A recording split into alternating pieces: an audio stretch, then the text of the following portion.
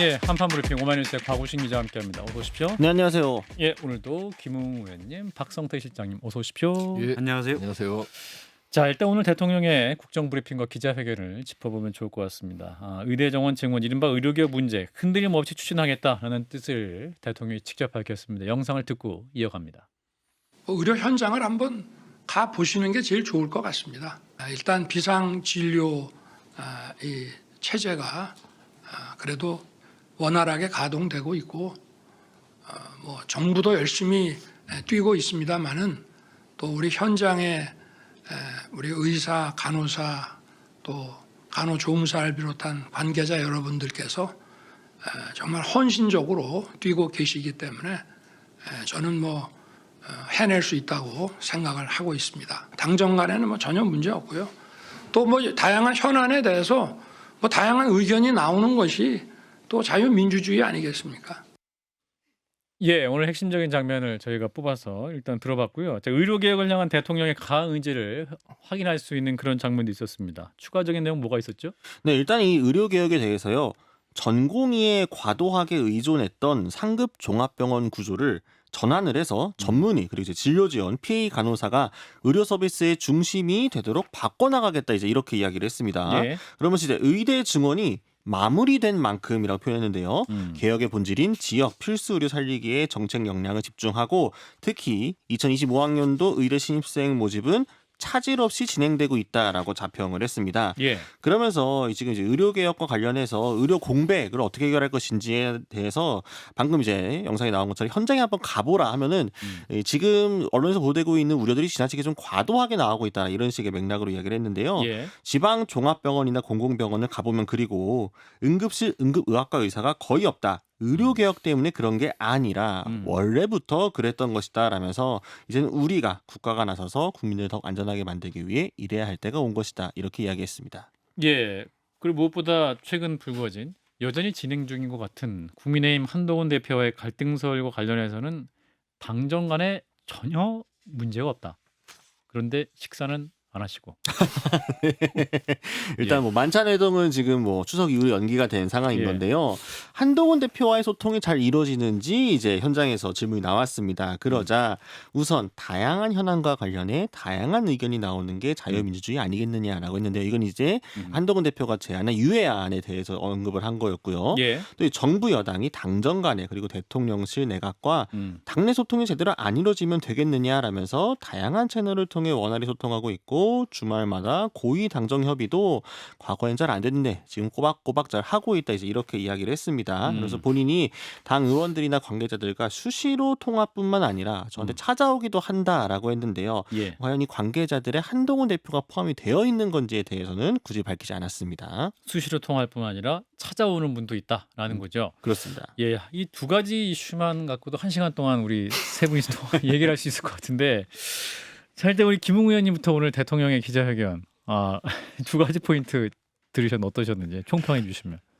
그냥 저는 좀 마음이 아팠고요. 마음이 아프셨어요? 대통령께서 이제 현실 부정을 하고 계시는 것 같다는 느낌이 좀 들었고 현실 부정을 하고 있다. 일반 지금 국민들이 보시기에 상당히 좀 우려스러운 부분들이 좀 많았어요. 그리고 제가 보기에 오늘 뭐 하시는 모습들이나 이런 발언들을 가지고 사실은 뭐 다양한 이런 밈이나 짤이 생성되지 않을까 그게 좀 걱정이 됩니다. 그러니까 지금 오늘 이야기하신 내용을 제가 보기는 이래요.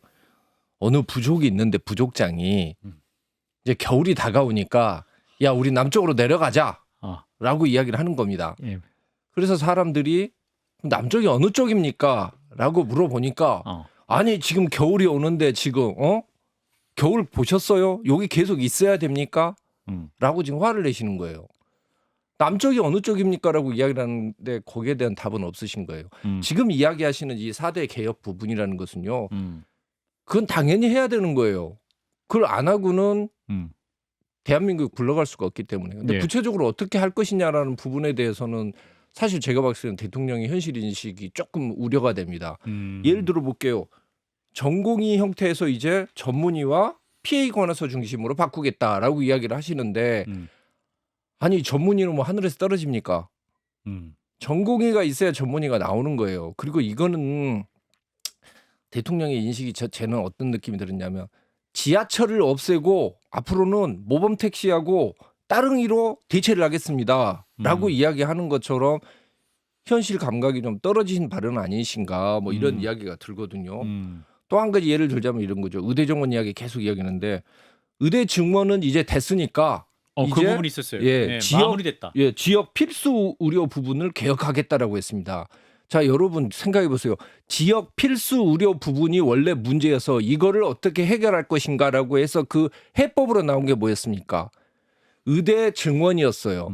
근데 의대 증원이 해법이었는데 이건 이루어졌으니까 이제 원래 이유였던 원인이었던 이걸 문제였던 해결하죠. 네. 지역하고 필수를 해결하겠대요. 그럼 또 뭐 해야 됩니까? 또 의대 증원 나와야 되는 거죠. 그 의대 증원 또 되고 나면 또 그때 가서 이제 증원 문제는 해결됐으니까 지역 필수 문제 해결하겠습니다라고 이야기하는 거죠. 지금 처음에 목적과 수단이 지금 뒤집어졌는데 거기에 대해서 대통령께서 앞뒤말이 안 맞는 말을 하셨어요. 국민 앞에서. 그러네요. 그럼 이런 걸 가지고 사람들이 봤을 때 처음에야 이제 대통령이 이야기하신지 모르겠지만 당장 내일부터 이 부분에 대해서 이야기가 나올 거예요. 하나씩. 의대 증원은 왜 했느냐. 한 그죠? 문장씩 뜯어보면서. 하나씩 정말 슬라이스 하듯이 이렇게 해서 나올 텐데 너무 성급하게 지금 이런 부분 나오신 것 같고 이렇게 큰 주제들을 차라리 하나씩 조금 더 심도 있게 하시는 발표를 하시는 게 나았을 것 같고 그리고 주무장관이나 뭐 이런 사람들하고 좀 같이 나와서 하셨어야 되지 않을까. 같이 보충 설명도 하고. 그렇죠. 지금 대통령이 제가 보기에는 이거 가지고 부담을 많이 느끼실 것 같아요.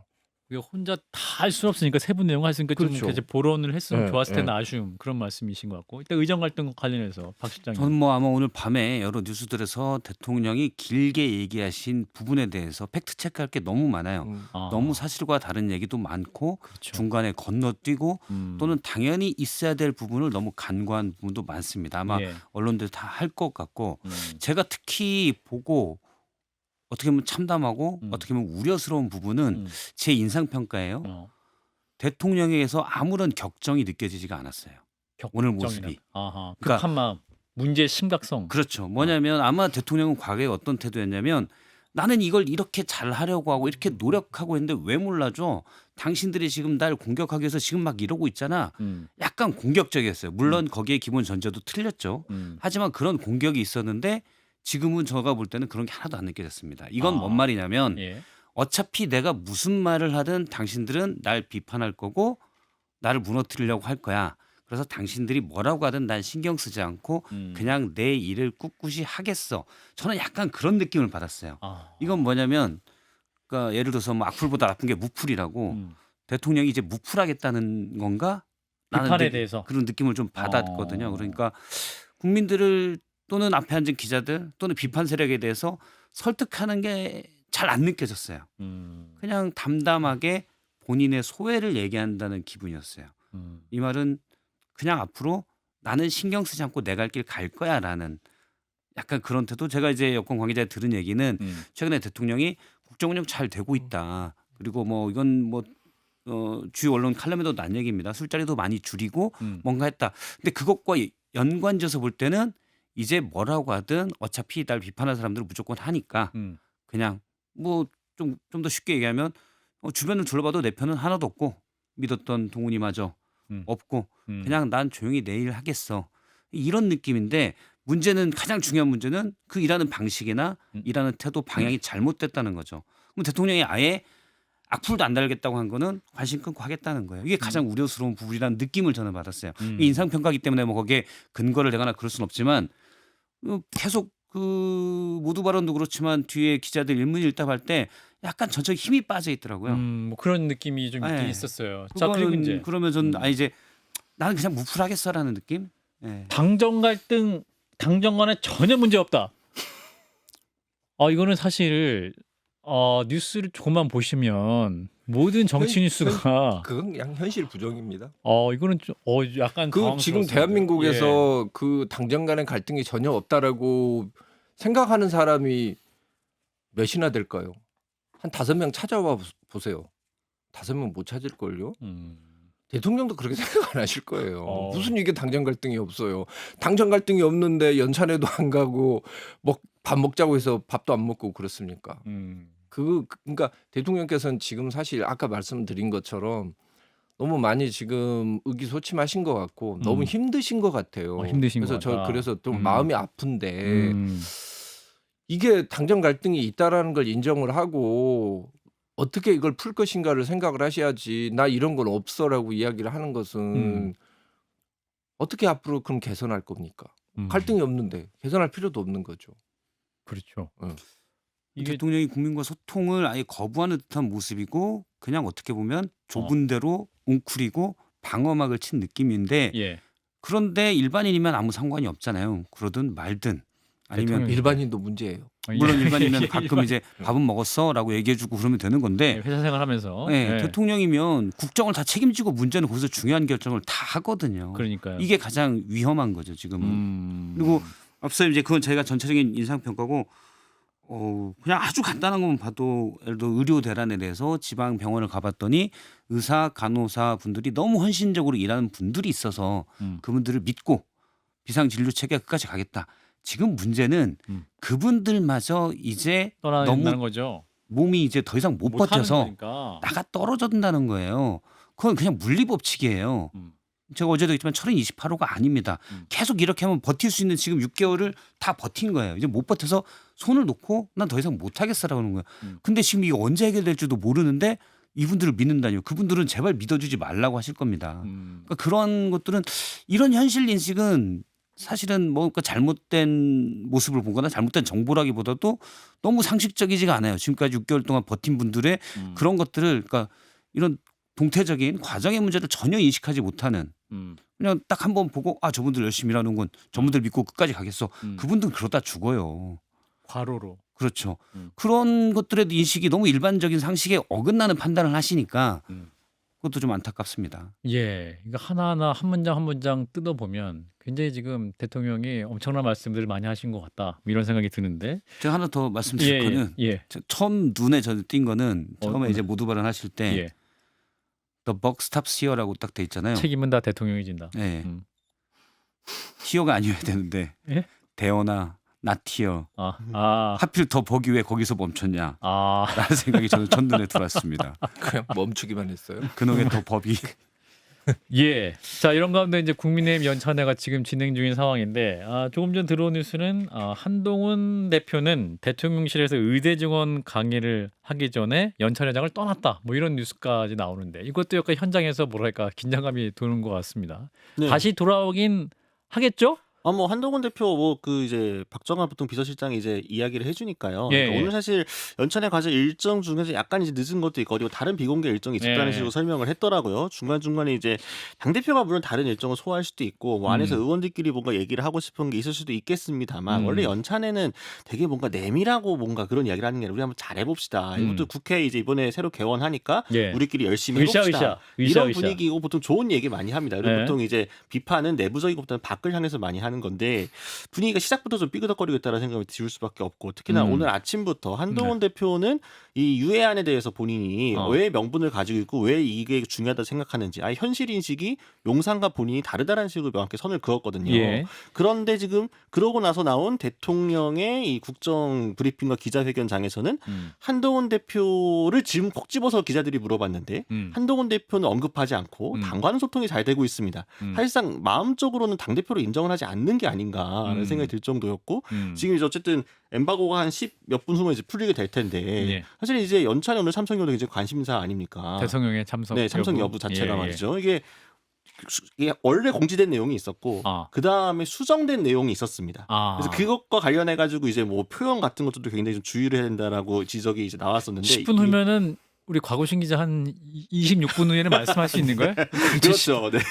몇 분 안 남았습니다. 네. 예, 그때까지 계속 계신다면 어떤 엠버거인지 굉장히 궁금하실 것 같은 청취자분들이 좀 주세요. 뭐 엠버거 뻔하지 뭐. 아니 뭐 가면은 엠버거를 겁니까? 예. 가는 것도 걸죠. 원래 그 전에도 가시는 것도 난 거죠. 궁금해라. 저희는 밝히지 않았습니다. 저희는 엠바고를 지켜드렸습니다. 그런 부분을 보았을 때 지금 밖에서 봤을 때 당정 갈등이 없다고 하는 거는 너무 희화하는 거다 이 문제를 이런 식으로 피하기 어려울 것 같습니다. 예, 자 일단 뭐 연찬회가 분위기가 별로 안 좋을 것 같은 김웅 의원님도 많이 참석해 보실 테니까 요 정도 분위기면 연찬회 어떻게 진행될까요? 이게 뭐 지금 저는 사실 솔직히 연찬회는 다 갔지만 예. 대통령께서 오시는 그 만찬장은 한 번도 안 갔어요.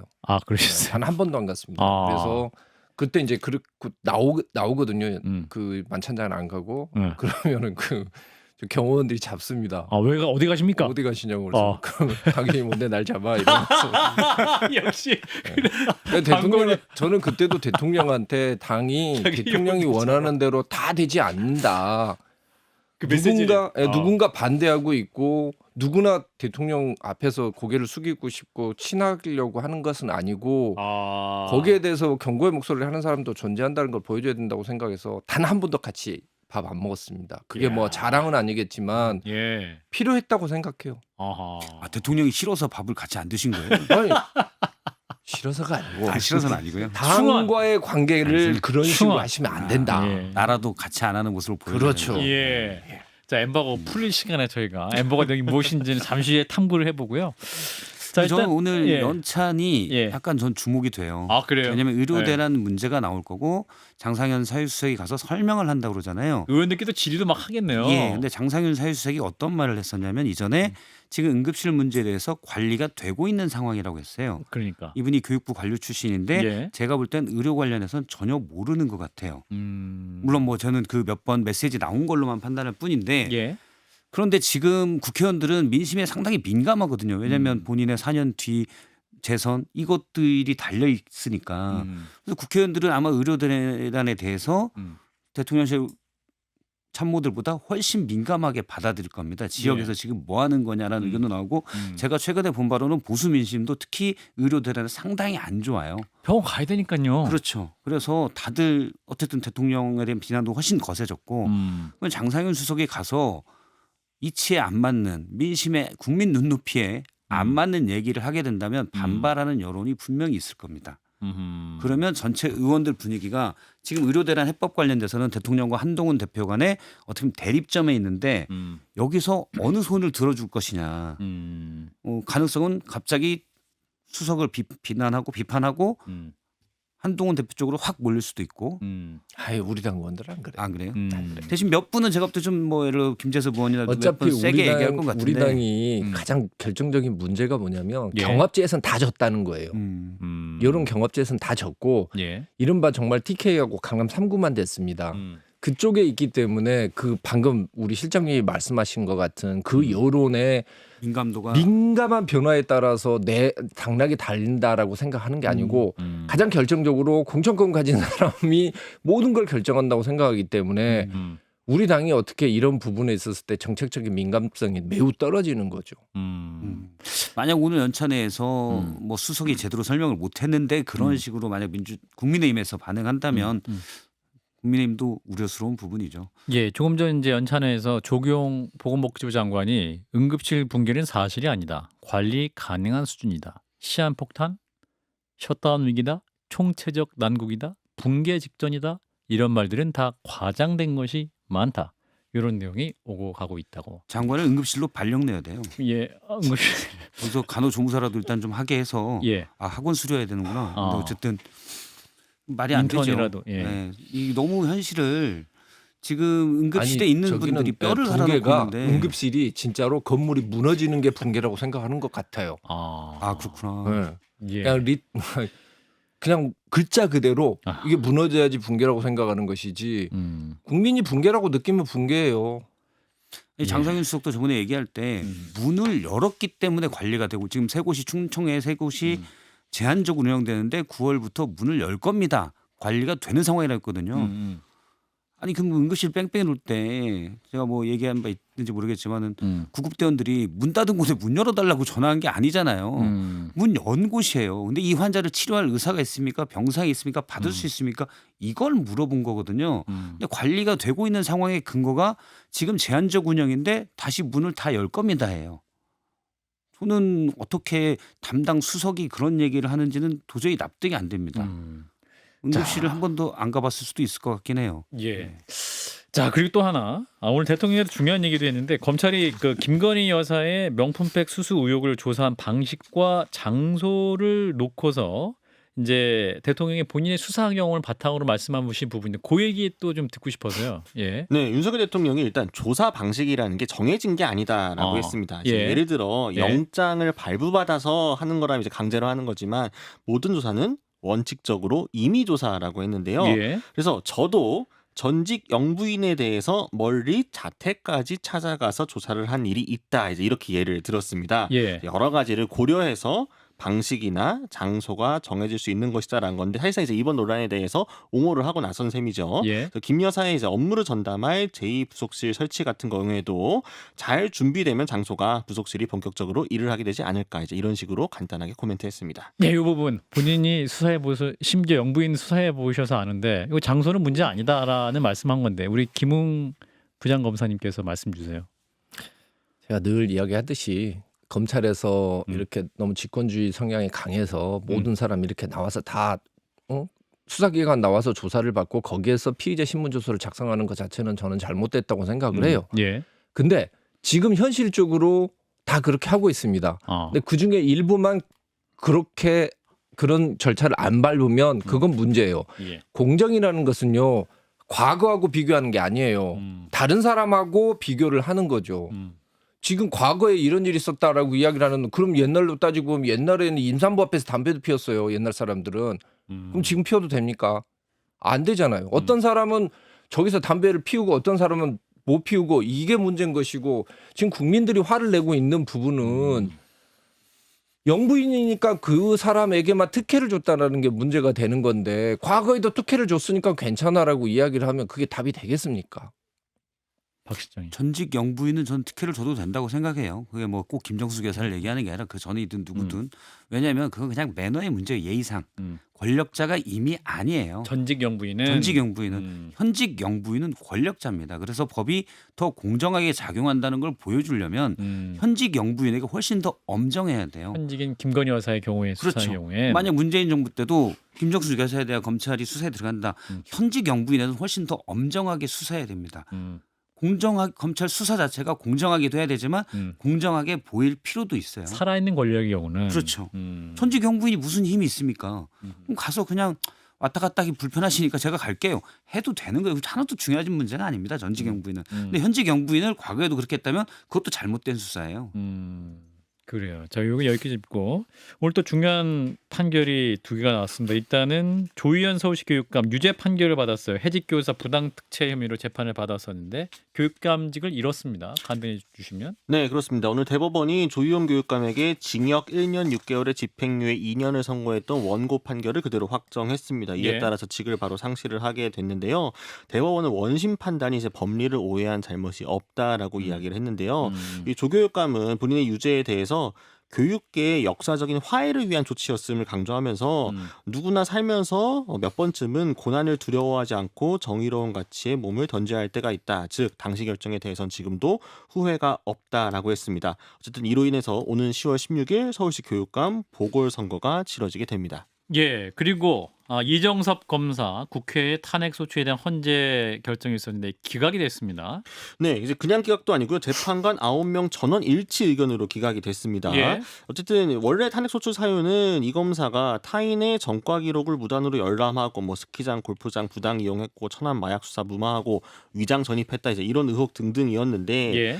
헌재는 이게 좀 구체적으로 특히나 이제 직무 집행과의 관련성이 특정되지 않았다면서 형식적 적법성을 갖추지 못한 소추 사유이기 때문에 판단하지 아니하고 기각한다라고 밝혔습니다. 예, 자, 두 개의 판결이 있었는데 주목하신 판결 하나씩만 좀 말씀 주시면. 우리 김웅 의원님 어떤 판결을 뭐 보셨나요? 일단은 저기 조희연 교육감. 교육감 부분은 예. 그분한테 그 이야기를 하고 싶어요. 반대측 교사들한테도 똑같은 조치를 취해줬나? 그게 아니기 때문에 문제인 것이고요.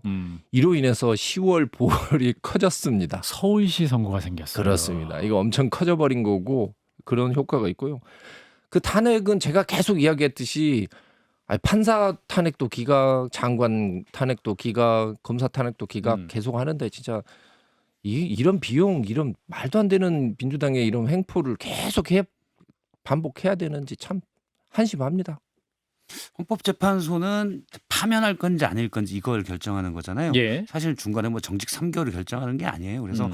물론 검사들이 제 식구 봐주기 이런 게 있고 잘못된 게 있고 그런 것들에 대해서 뭐 징계를 내리거나 그러겠지만 다수 야당이 무조건 탄핵으로 가는 거는 저는 사실 좋지 못하다고 봐요. 그러니까 더구나 이정석 검사 같은 경우는 민주당 이재명 대표 수사 관련된 부분도 있었고 그래서 예. 마치 거기에 대한 뭐 보복 뭐 이런 식으로 비춰질 가능성도 충분히 있거든요. 그리고 뭐 이정석 검사가 흠결이 있다고 하지만 뭐 문제가 있을 수 있어요. 제가 뭐 정확히 모르지만 근데 파면될 정도냐? 그건 아닐 수 있잖아요. 근데 너무 무리하게 하면 가장 큰 건 전 전략적으로 얘기한다면 탄핵이란 말이 너무 희석되고 있어요. 지금 검사 탄핵 문제 가지고. 그 단어가 가진 무게감이 있는데 그렇죠. 너무 인플레이션이 됐다. 단어가 그렇죠. 가벼워지고 있다는 거죠. 그럼 정작 써야 될 때, 정말 해야 될 때. 그때 가볍게 느낄 수가 있다는 거죠. 그 민주당 의원들은 제가 보기에는 카드 지갑 안에 탄핵 카드 하나씩 다 들고 있는 것 같아요. 그냥 아무 때나 꺼내는 것 같아요. 그냥. 아니, 뭐, 최근에 민주당 예. 분위기는 제가 알기로 이재명 대표가 약간 외연확장 쪽으로 무게중심을 옮겼잖아요. 예. 최근에 민주당 분위기는 그런 부분에 대해서 조금 우리가 집중할 건 집중하자라는 분위기로 가고 있다고 들었거든요. 예. 그래서 지금 몇몇 검사 탄핵 소추 문제가 지금 약간 걸려 있는데 여기서 어떻게 대응할지는 모르겠는데 저는 뭐 의료 대란, 최상병 특허법 또 여사 관련된 문제도 있고 좀 집중할 때 집중했으면 좋겠다는 생각이 듭니다. 예. 일단 여기까지 오마이뉴스의 곽우신 기자였습니다. 고맙습니다. 감사합니다.